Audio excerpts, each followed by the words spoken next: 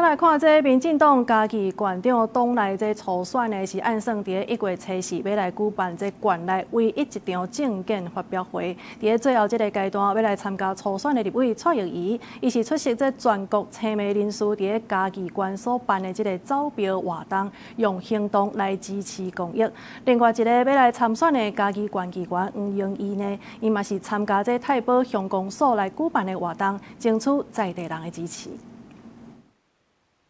家己县太保市公所伫元旦来举办烤菜头迎新年活动，要参加民进党家己县长初选的县议员黄仁义，就准备1000个鼓仔顶来送互现场的民众。针对伊的文宣讲到2003年捌接到赖清德主席吩咐，爱准备县长选举的内容，去互民进党党中央澄清讲无即件代志。黄仁义表示会当来理解主席的立场。目前我嘛体谅到总统即摆立场啦，伊是。 总统佮兼党的主席，因为这是党内一个迄个初选的机制，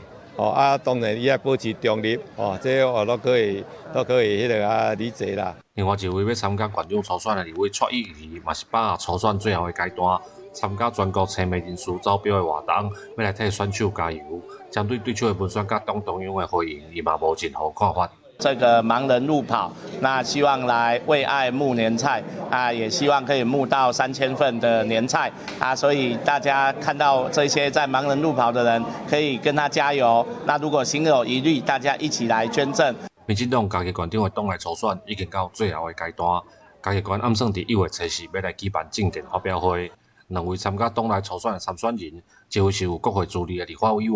一位是有超过30年服务经验的民意代表，拢希望争取民众的认同，会当代表民进党来竞选2026家己县长的选举。